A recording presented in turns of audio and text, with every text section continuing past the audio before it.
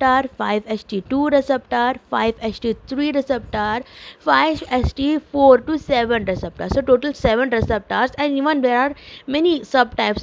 We have got nearly 14 receptor subtypes so far recognized.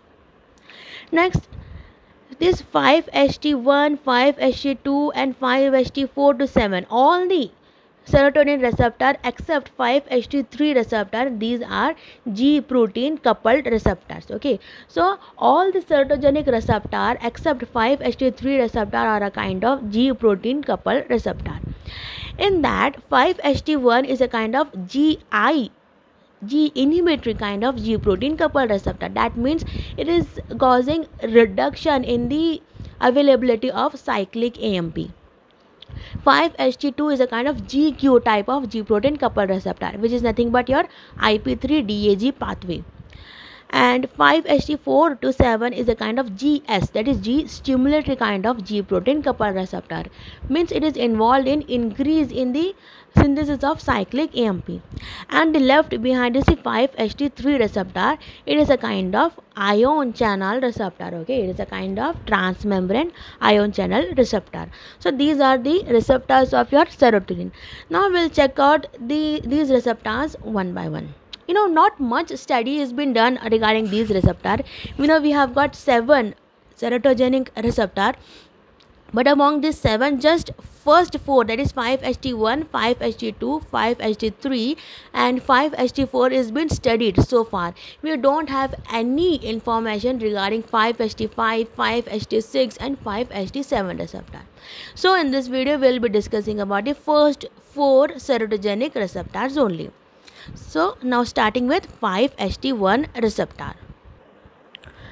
So this 5-HT receptor, as we know, it is a kind of G protein coupled receptor, which is a kind of GI, that is G inhibitory kind of G protein coupled receptor, and it acts by decreasing the level of cyclic AMP. This all things we know. We have got 6 subtypes of 5-HT1 receptor, and they are 5-HT1A, 5-HT1B, 5-HT1D, 5-HT1E, 5-HT1F and 5-HT1P. Okay, so these are the 6 subtypes of 5-HT1 receptor. Previously we had 5-HT1C receptor also, but now 5-HT1C is designated as 5-HT2C receptors. Probably because of its mechanism of action, it may not be GI, it may be GQ type of G protein coupled receptor. So 5-HT1C is no more 5-HT1C, now it is under the category of 5-HT2C. So we have got 6 subtypes of 5-HT1 receptor. Now quickly we'll check out the location of these 6 receptors. 5-HT1A is present in the raphe nucleus and in the hippocampus. 5-HT1B is present in substantia nigra, globus pallidus and basal ganglion. 5-HT1D is present in some area in brain. 5-HT1E is present in cortex and putamen.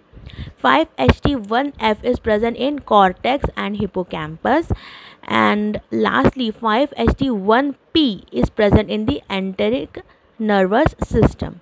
So this is regarding the location of your 5-HT1 receptor. Next little bit we'll talk about 5-HT1A receptor. So whenever this 5-HT1A receptor gets activated, it has produced anti-anxiety action. So activation of 5-HT1A receptor will reduce the anxiety of a person who is actually suffering from anxiety.